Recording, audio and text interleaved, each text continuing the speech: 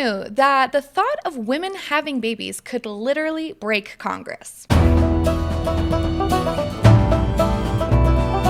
Welcome back to Beyond the Bill Number, the podcast where we untangle the legislative spaghetti so you don't have to. I'm Sarah. And I'm Stephen, your friendly neighborhood policy nerd for hire. And today, Congress is feeling things deeply, emotionally, but about themselves. Oh, that's right.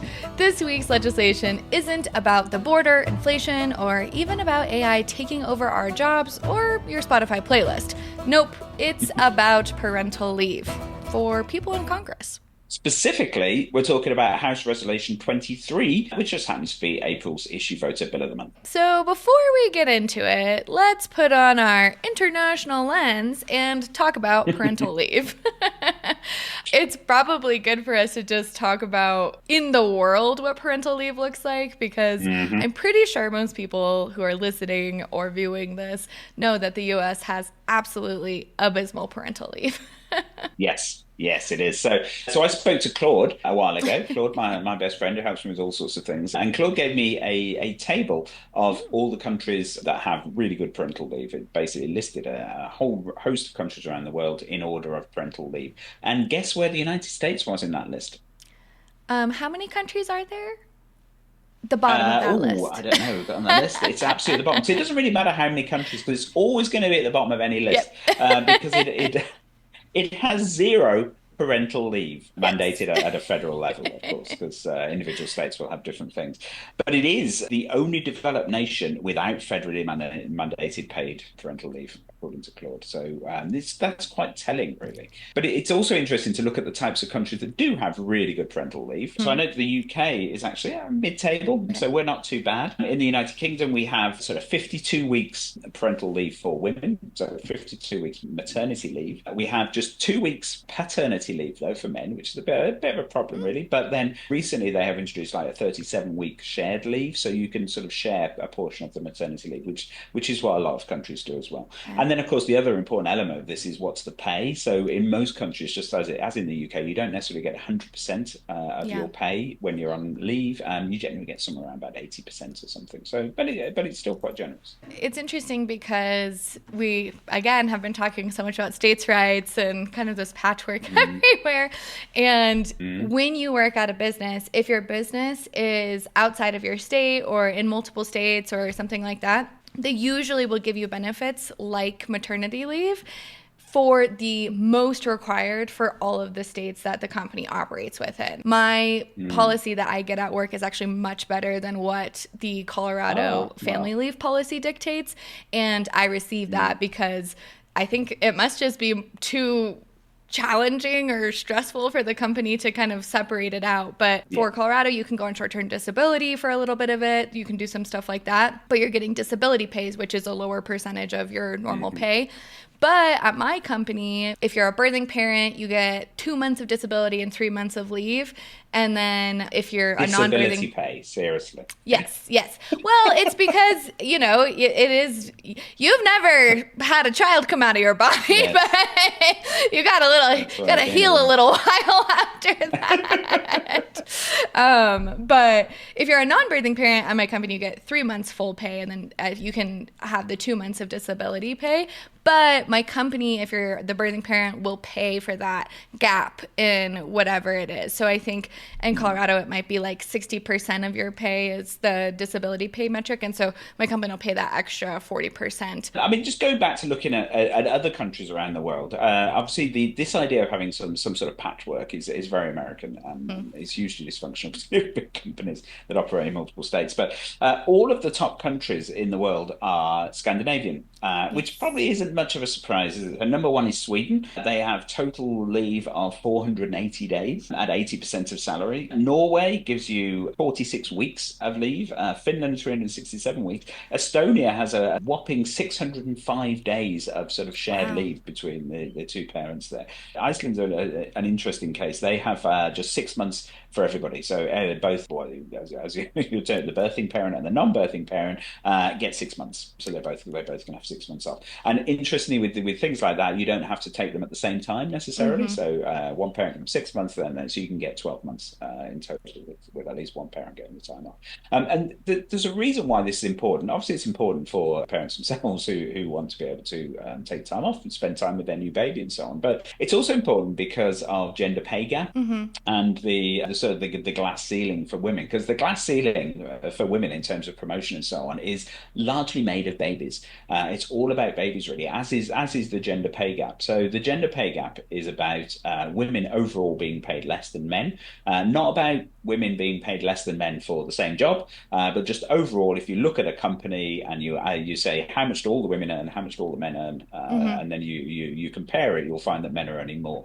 But that is entirely due to the fact that women tend to take leave for sort of pregnancy, and they'll often turn down promotions. They'll stay at a lower level because they want to spend time with their kids, and I realize if they get a more high-powered job, they won't be able to do that, and the company sort of will be quite sort of hostile to that type of idea. So that sort of depresses women's career prospects, which means that they tend to earn less. And if you take out like the childbearing from the actual metrics and analyze the data, basically taking out childbearing women, then the gender pay gap disappears completely. It's entirely due to the fact that women have babies and they want to spend time with those babies. And in the countries that have a very small gender pay gap, it's because they have very generous allowances of leave. So it is the Scandinavian countries. Iceland is Mm. number one in the world for having virtually no gender pay gap, because they've aggressively legislated to allow women to have sort of equal rights, equal leave, lots of good nursery support and things for newborn babies, so that women feel that they can work and they can work in high-powered jobs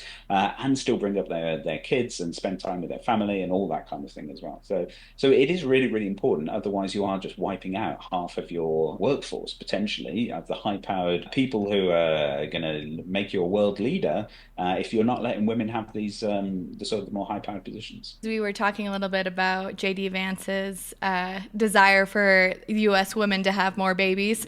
And it Yeah. is funny because it's so hard to have a kid here because there's just no Yeah. support. And we were talking before we started recording about how expensive even daycare is here.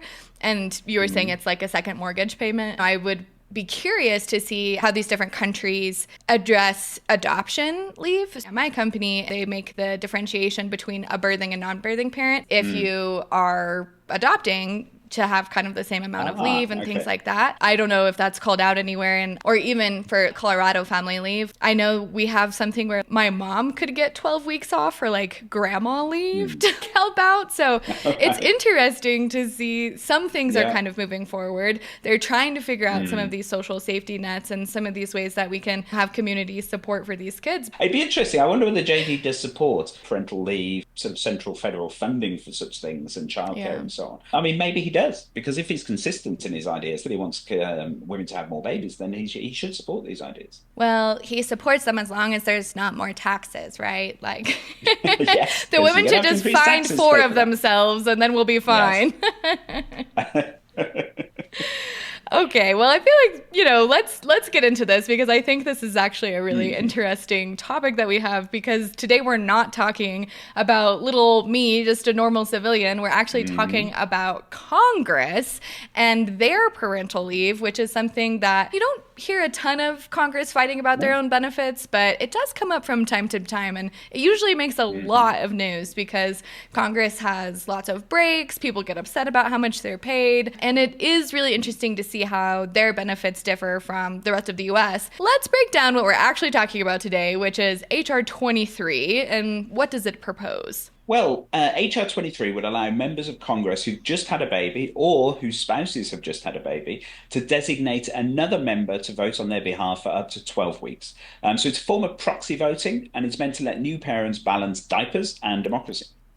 That seems pretty reasonable. But there Yeah, was a plot yeah. twist, right? It broke Congress. The House literally shut down over this. Can you walk us through how something that is honestly seemingly wholesome and normal turned into a parliamentary chaos? Well, it was pretty wild, really. And I mean, it went largely under the radar. Most people probably aren't aware of this, basically because there was so much other wild stuff going on at the time that no one really noticed. It is one of these things where a certain low-level wildness just sort of goes under the radar.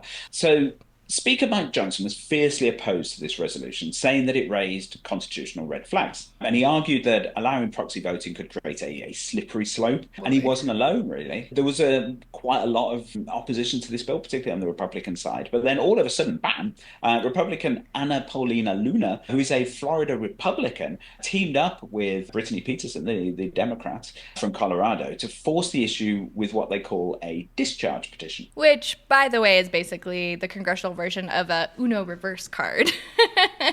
It's when leadership doesn't want to bring up a bill for a vote, but the members can use a discharge position to yank it out of committee and force a vote anyways.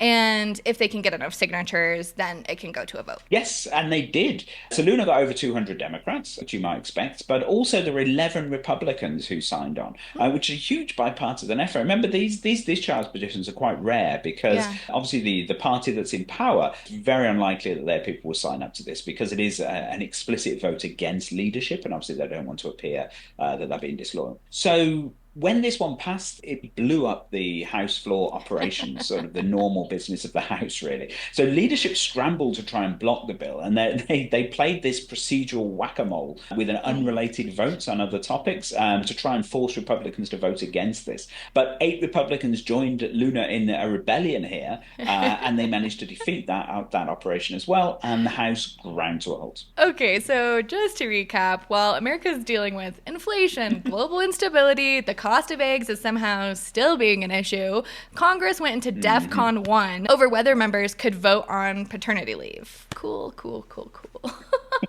Yes. And it gets even better, really. So after days of deadlock, while the House was just stalling, because remember, they couldn't actually convene the House because if they had, then this group of rebels would be able to bring this resolution to a vote and pass it, and they were desperate that it didn't get passed. So in the end, they came to a compromise which didn't involve passing the resolution. So instead, this compromise was reviving this weird procedure from the 1800s, which is called vote pairing, also known as live dead pairing. That sounds a little morbid, but okay. What is vote pairing? Yeah, it's weird, isn't it? Live dead. Luckily, you don't have to actually have a dead member of Congress to do this. So basically, it means if you're absent, you pair with somebody voting the opposite way who agrees not to vote. So your vote is then effectively cancelled out. It's like sort of legislative ghosting. So the vote doesn't count for anything, but it protects your absence from actually skewing the tally in the other way, the way that you wouldn't want. Maybe they wanted to bring that back because you're like the dead from the lack of sleep when you're, in those first 3 months. Okay, so we've got vote pairing, proxy voting, discharge petitions. What is this? Political Magic the Gathering? Oh, yeah, that's cool. I'd play that. So I tap 3 bipartisanship mana to cast procedural mayhem. Nerd. Well, yeah, so the compromise is reasonable, I suppose, and there is history for this live dead pairing. But one of the reasons why it's not used already is the erosion of any kind of rapport between the opposite sides in Congress. So how easy would it be for a Democrat to persuade a Republican to abstain on an important vote these days? So if there isn't somebody on their own side that they could persuade to do this, then obviously you wouldn't be able to do it. So there's no guarantee that this would actually work. And obviously once you're off, looking after your child, it's not like you can suddenly dash in if you can't find the right pairing. Yeah, that is a large concern. And so this issue might not be resolved, but jokes aside, this raises some serious questions. Why did this bill strike such a nerve? Well, it's personal, really. And I think that's why they got so exercised about it. It touches on how Congress views its own work-life balance. So supporters say this is just modernizing the workplace. Congress shouldn't be the last place in America without parental accommodations. And Luna, to her credit, made a strong point that if you want a younger, more representative Congress, you have to make the job doable for people with young families. And on the flip side, opponents, mostly Speaker Johnson, but some others, argued that the proxy voting is a slippery slope and that it undermines the Constitution. And there's a fear that once you allow votes without physical presence, you're opening the door to all kinds of shenanigans that they really don't want. Absolutely, yes. So this isn't the first time that we've had this debate either, really. So during COVID, we keep coming back to COVID, don't we? Proxy voting was allowed temporarily, and it was really, really controversial at the time. Johnson opposed it then, so he's staying consistent with his viewpoint point now. And it's probably worth discussing at this point what his issues are, as they do have some merit, really. So, first up, you're pretty clued up about the Constitution and all that. So, tell me, what does the Constitution say about proxy voting and parental leave? I don't think anything at all. Yes, exactly. Get all that expensive education your fantasy clearly paid off. They might be called the founding fathers, but the pressures of parenthood weren't really a big concern back then. Yeah. They didn't really envisage women playing any direct role in this great experiment, but they were very concerned with what constitutes a quorum. So back then, if you remember, travel was very difficult. So when as members came to these gatherings, they'd often be late, and the procedures could be delayed for weeks on end just because members couldn't get there. So this resulted in inclusion in the Constitution of this particular stricture.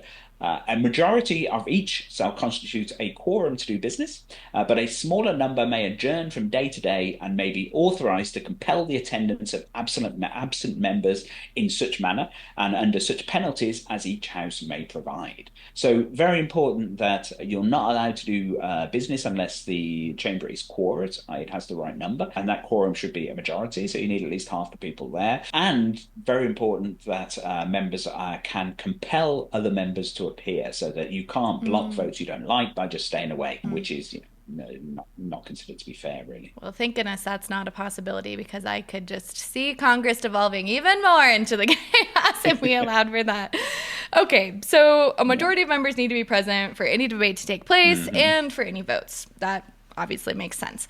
And a small group can't sneakily pass legislation while other members are bogged down in some muddy New England tract or in some poopy diapers.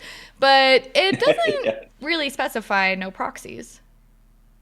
No, it doesn't, because that wasn't really a thing that they thought would be possible back then. But allowing proxy voting to contribute to that quorum would be a major step and raise a real sort of constitutional challenge, which is why this resolution explicitly states that proxy voting wouldn't be allowed to contribute to the quorum. Fun fact here, Congress is allowed to conduct business when it's inquorate, when they don't have the right number of people there. The constitutional provision only really kicks in if someone raises a challenge. So as long as everybody's fine with it, they can go ahead. So it's a very practical measure, really. It allows sort of boring procedural business to be conducted with small numbers when nothing controversial is going on. You don't have to wait to have actually everybody there to pass all the sort of the minutiae. Like voting on adjournment dates and the like. Yes, exactly. But there's a wider issue here, and this is what Mike Johnson really sort of focused on. The word Congress actually means coming together for discussion. That's the whole purpose of it, really. It's the whole purpose of all of these kinds of bodies around the world. You can't debate and come to a compromise if the people aren't there.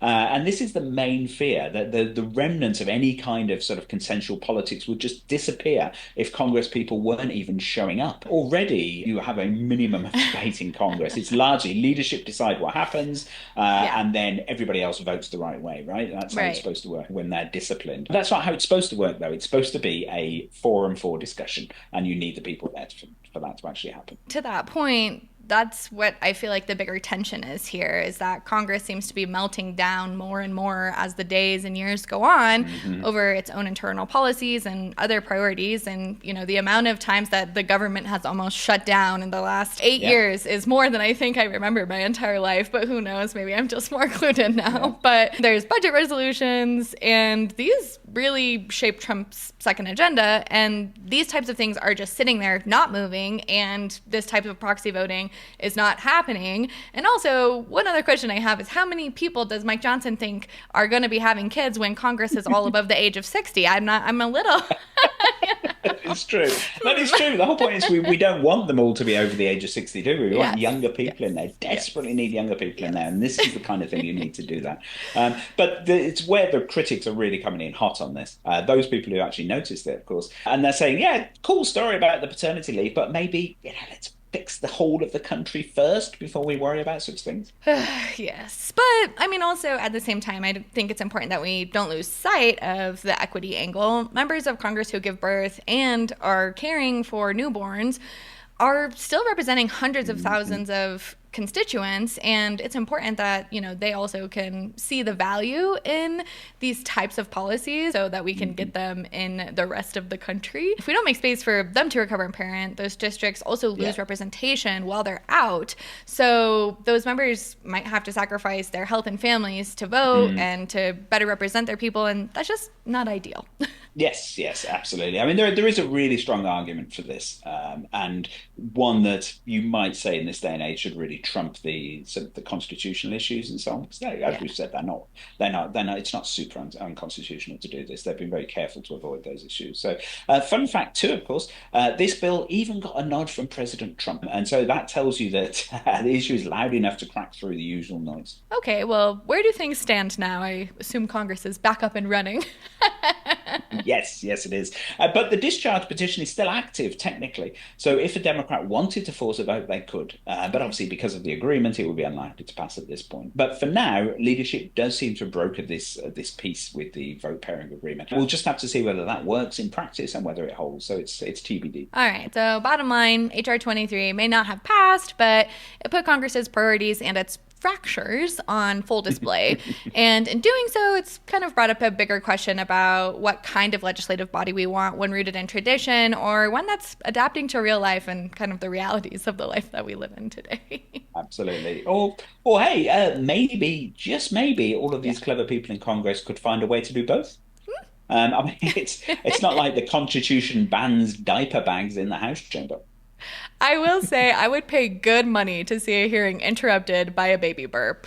Democracy in action. Yes, well, I mean, it's happened in other chambers around the world where women sort of frustrated with the lack of rules have sort of racked up with babies in tow, babies in arms, really. And on that note, folks, if you want to learn more about HR 23, do check out the bill on BillTrack50.com, read the blog post, and look for the issue voter link for a great summary and arguments on both sides. And as always, don't forget to subscribe, review, and send us your hot takes. Should Congress get parental leave? Is proxy voting the future, or maybe a step too far? And until then, keep looking beyond the bill number.